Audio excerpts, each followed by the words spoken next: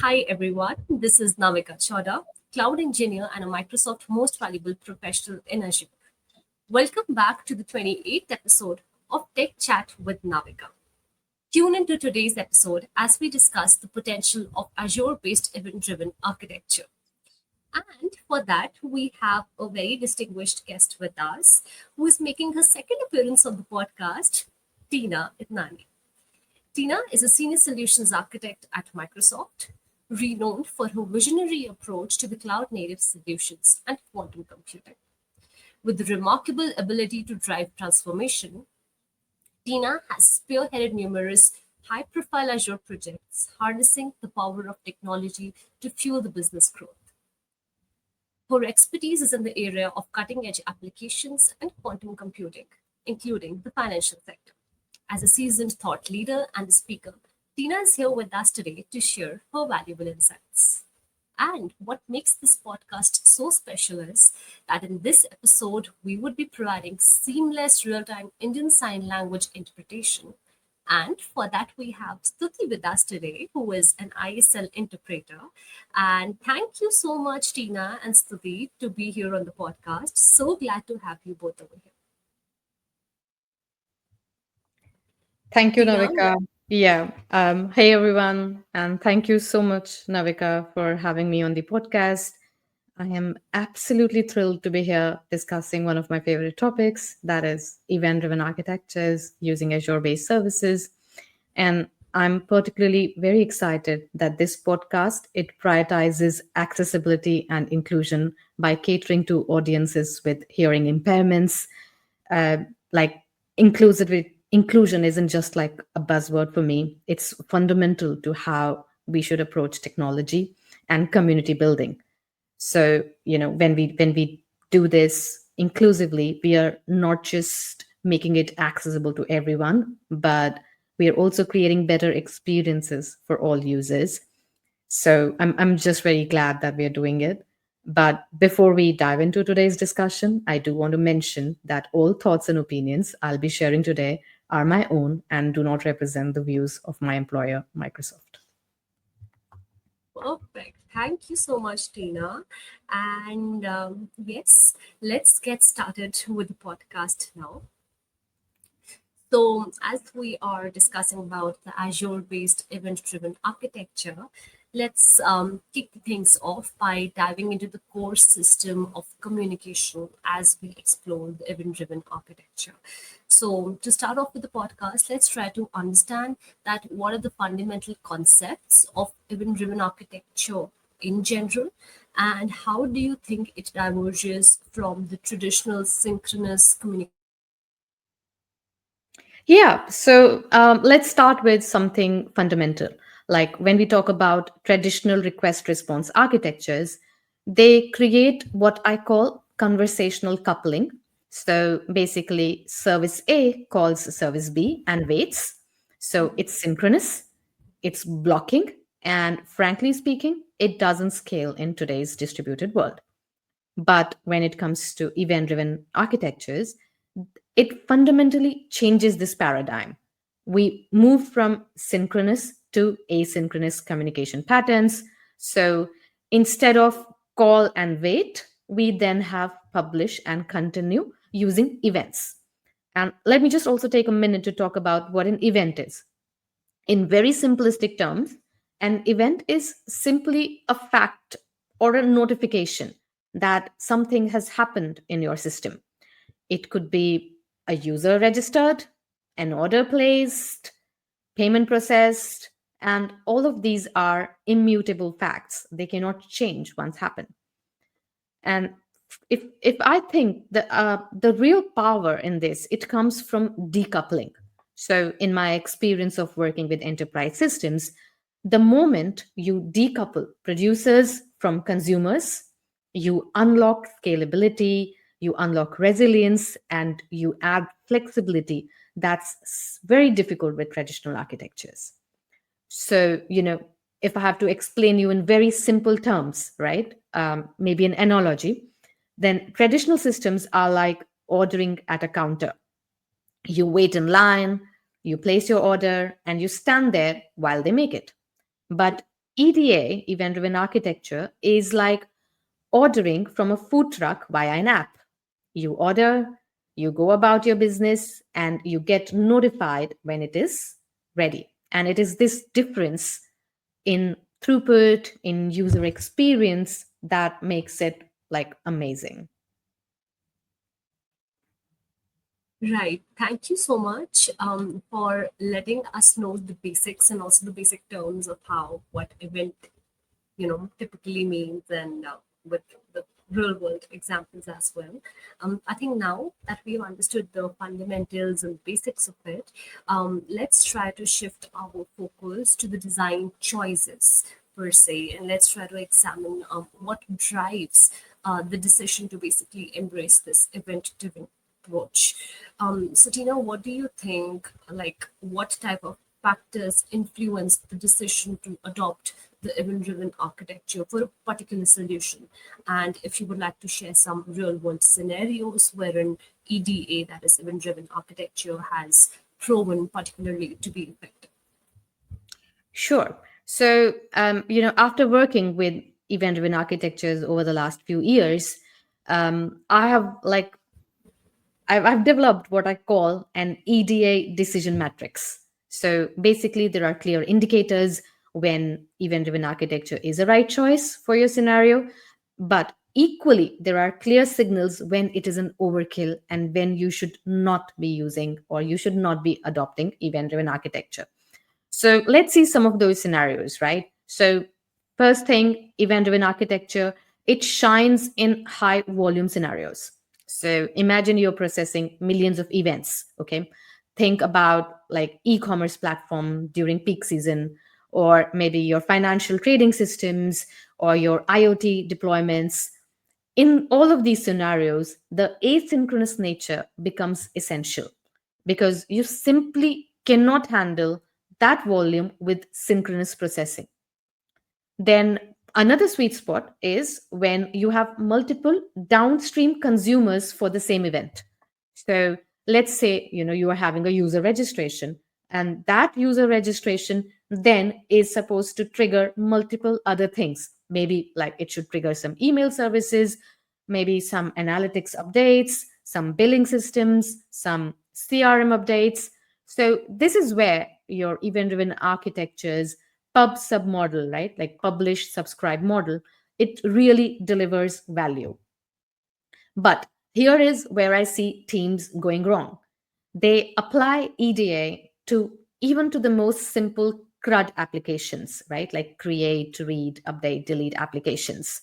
So let's imagine if you are building a very basic content management system or a simple data entry application, then if you are adopting EDA in these scenarios, you are adding unnecessary complexity and the overhead of managing events, handling eventual consistency, and then even debugging these distributed flows isn't justified. Okay.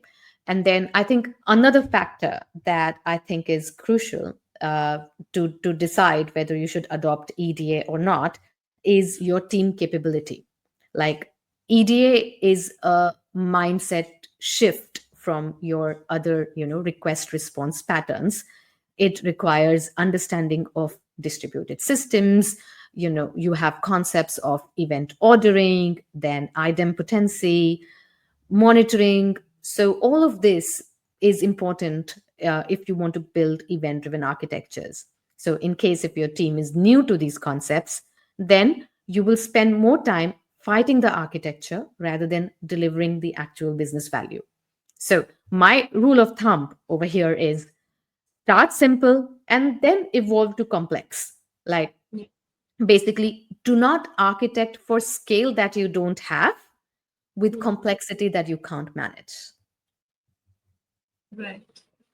So true. We're ending this answer with such a valid statement for sure. Now, Tina, as we are discussing about Azure-based event-driven architecture, and we are being very specific to Azure in this podcast. So, as we step into that area now. Let's highlight what is Azure's role in basically crafting dynamic and event-centric systems.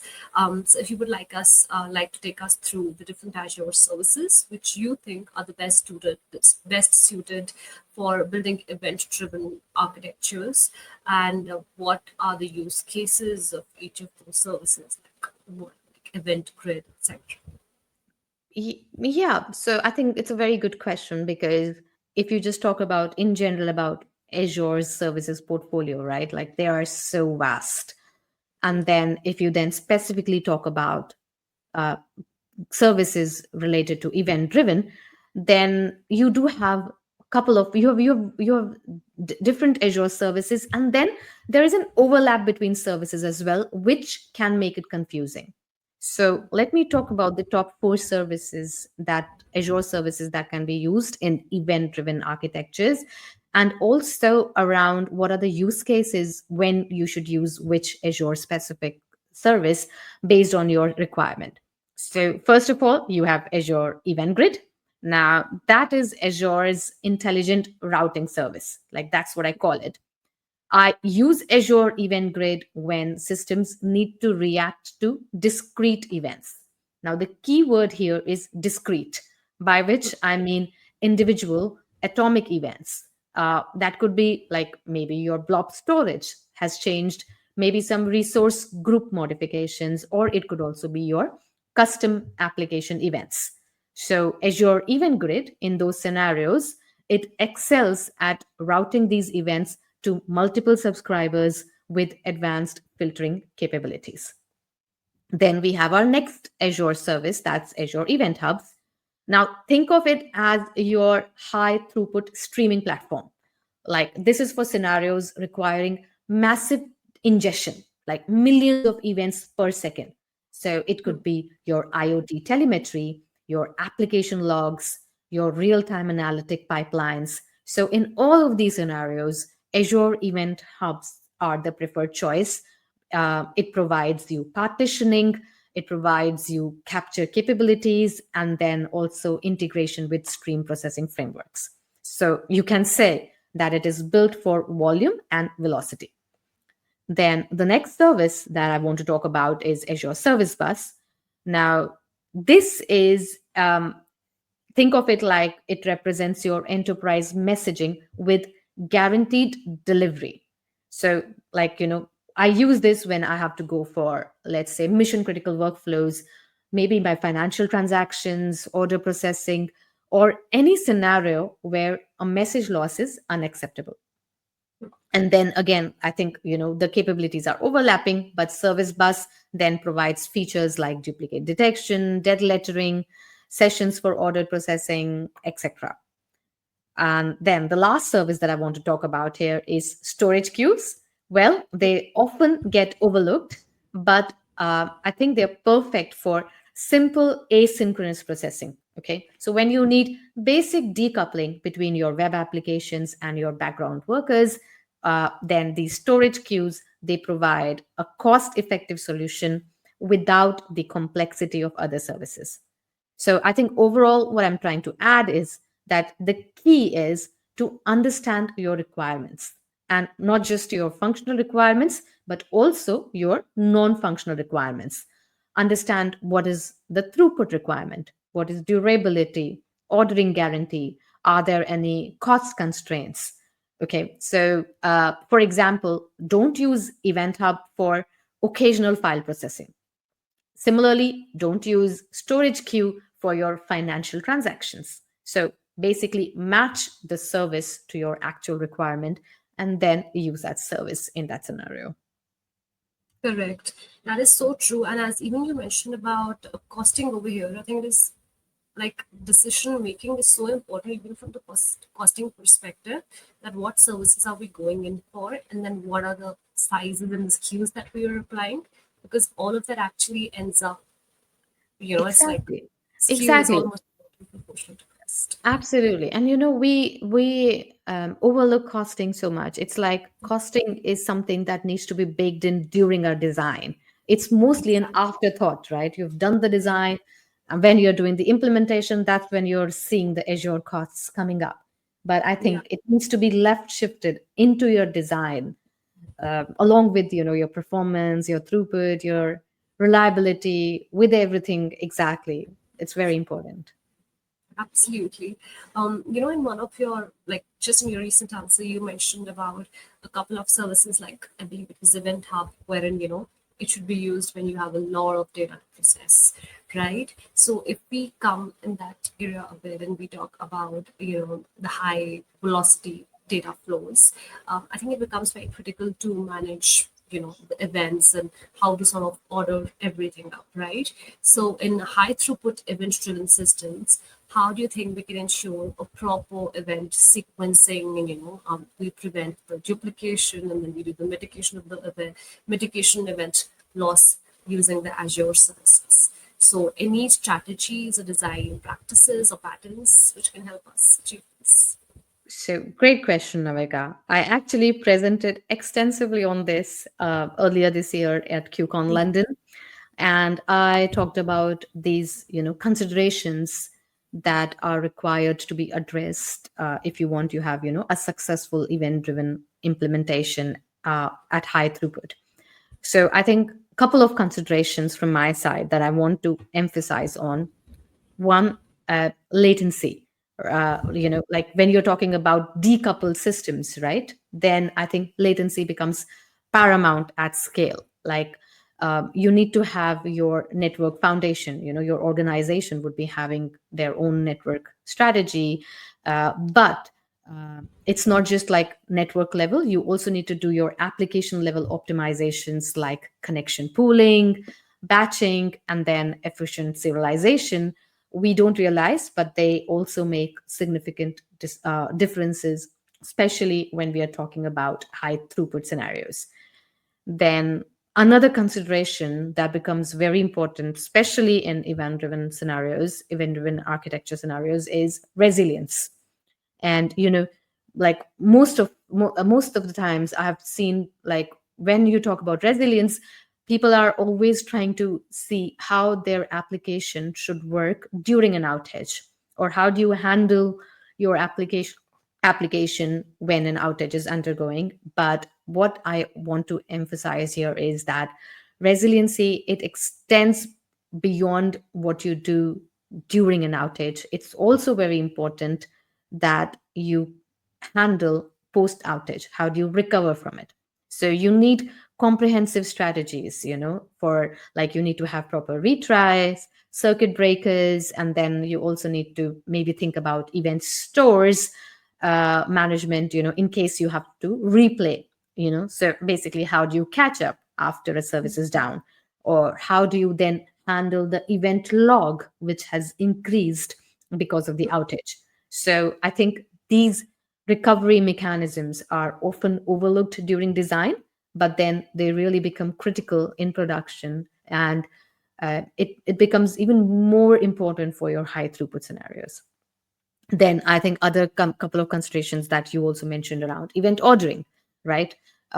When you are dealing with decoupled systems, then events, they don't arrive in order, especially again with high throughput. So what I recommend to do in those cases is implement your sequence numbers between your distributed systems.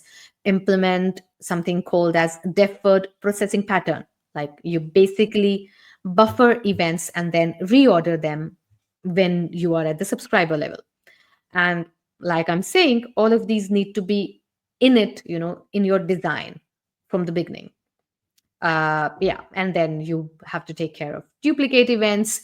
Then, like, you have some Azure services, your PaaS, platform as a service, services, which can take care of duplication. But then it is also important to accept this reality that there will be duplicate events, and it is better to design for it. So basically, your application, you need to design for idempotency.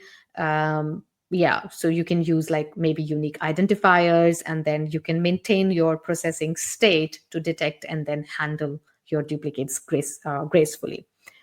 And then lastly, I think I would like to add one more important consideration, and that is observability. Now, In event driven architectures, especially at scale, if you're talking, then observability isn't optional. It's like you can only fix what you know.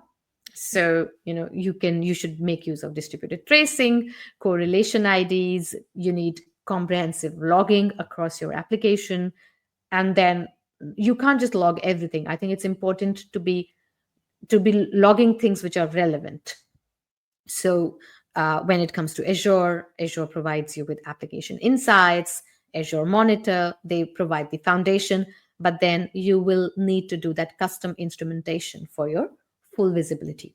So I think these are some of the considerations that become really important when you want to design and implement event-driven architectures at scale.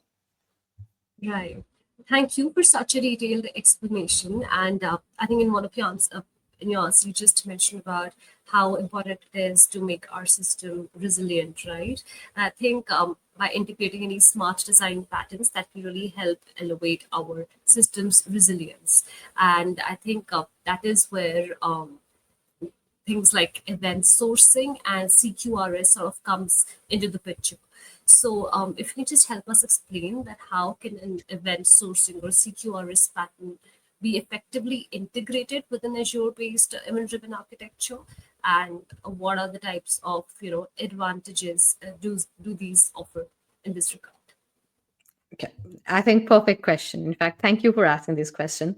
So whenever I speak about event-driven architectures, like even in conferences, people come to me, and then they ask especially about CQRS, event sourcing, and then they ask me why I don't talk about them explicitly, as they are also part of event-driven architecture. And this is where I actually see significant confusion in the industry. And I think I do want to take this platform to make it very clear about the distinctions, right? That EDA, event sourcing, and CQRS, they are separate architectural patterns that are often incorrectly conflated. So let's see the difference first, and then we will see which are the scenarios in which they become important. So event-driven architecture that we know is all about communication pattern between services using events. So you have more than one service.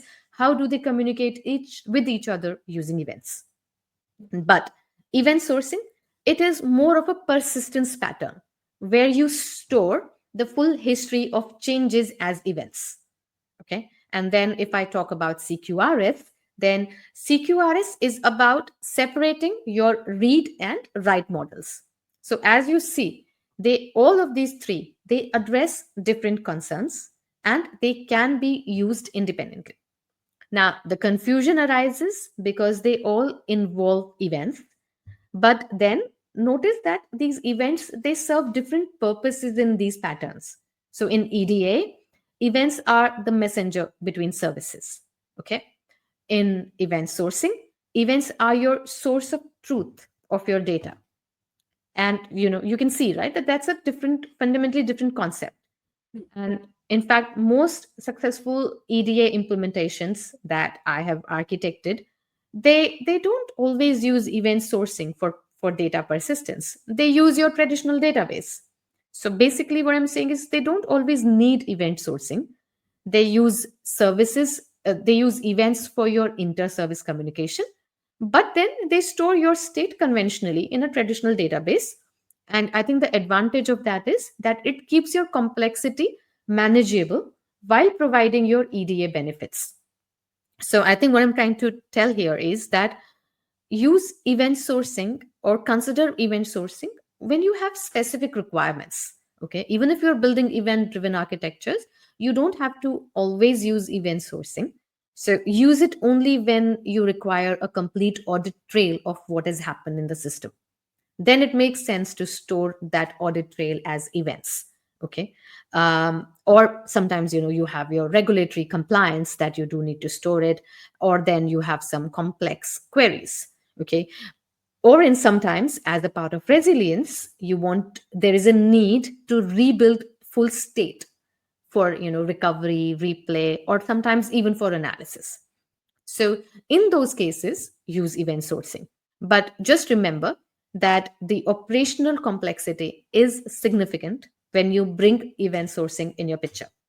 Okay, so you're essentially, think of it like, if you're doing event sourcing, then you are essentially building a full database with all challenges that it entails. Okay, then coming to CQRS. CQRS makes sense to implement when your read and write patterns are fundamentally different.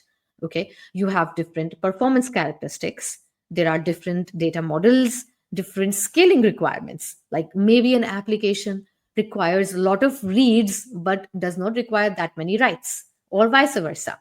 Okay, so those are the times when using CQRS as a pattern helps.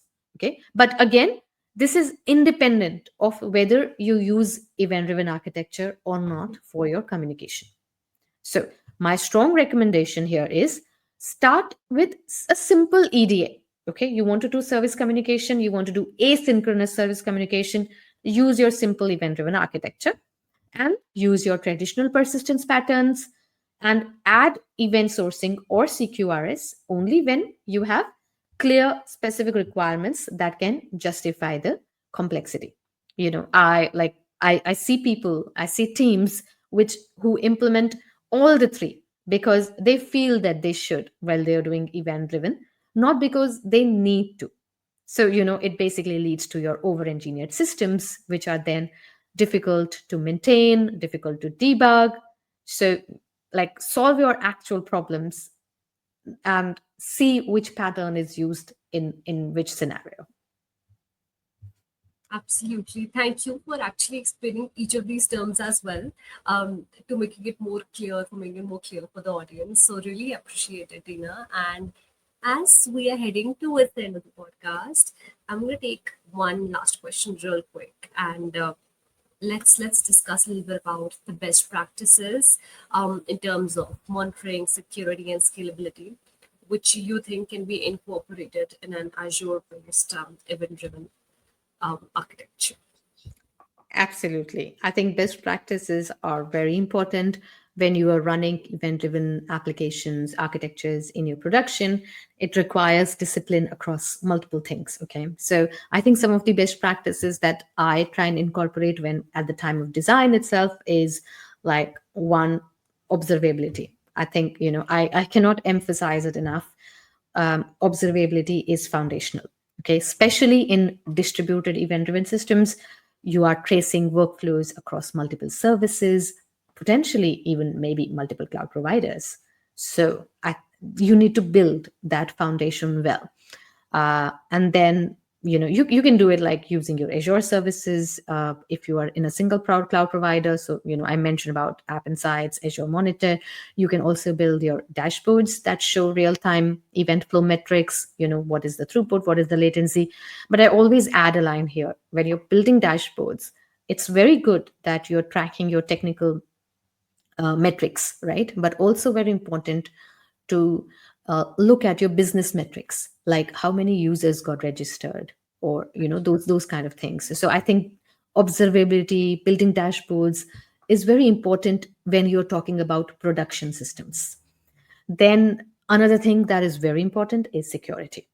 Okay, I think all of us agree it's one of the foundational paradigms that you need for any system before it goes into production.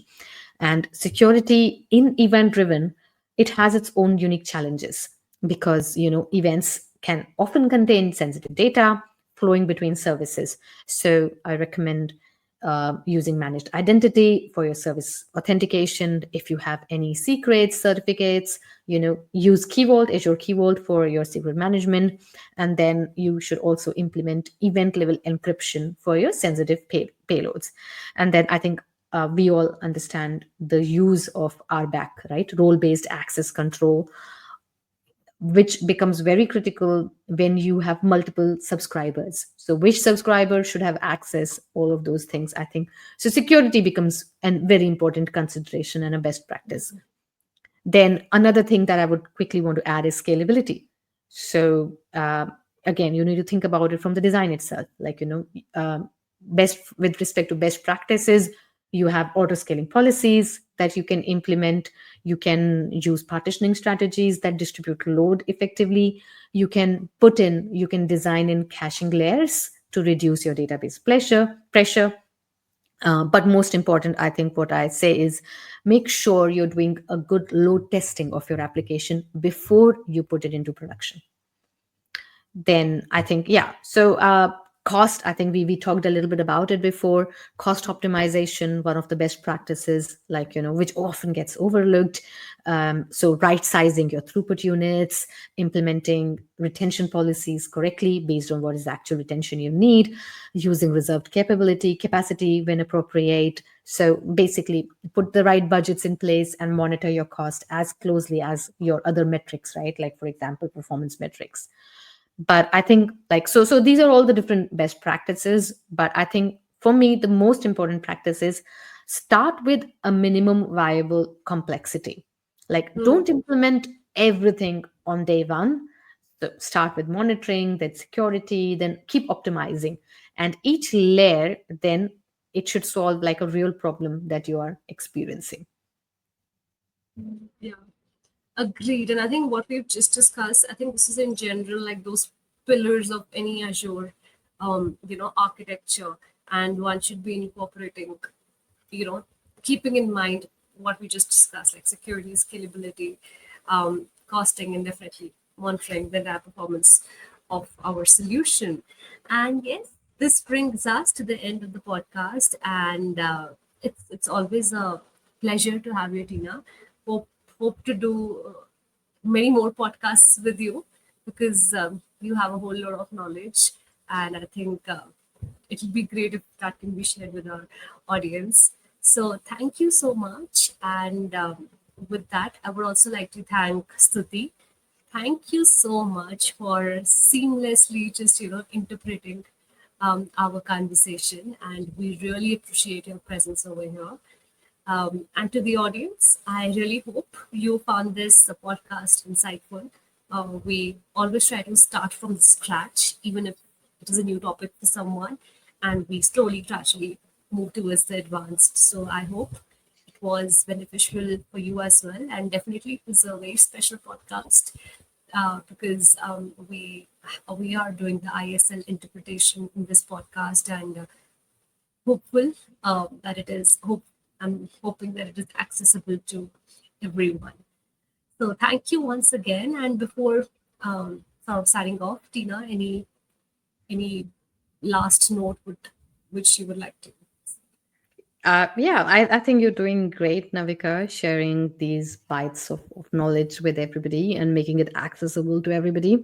So if I were to, just close on event-driven architecture, I'll say event-driven architectures are incredibly powerful for the right use cases, right? So the key here is right. Do not think it as a silver bullet that any application you can implement EDA. No, understand your actual requirement. And then, even if you're doing event driven, start with simple and then evolve over it. Like, add complexity only when you actually have those specific problems to solve. Yes. And if you're going in for an event-driven architecture, do incorporate Tina's recommendations that she has shared over here. Thank you so much once again, and really appreciate both of yours presence. Thank you. Thank you.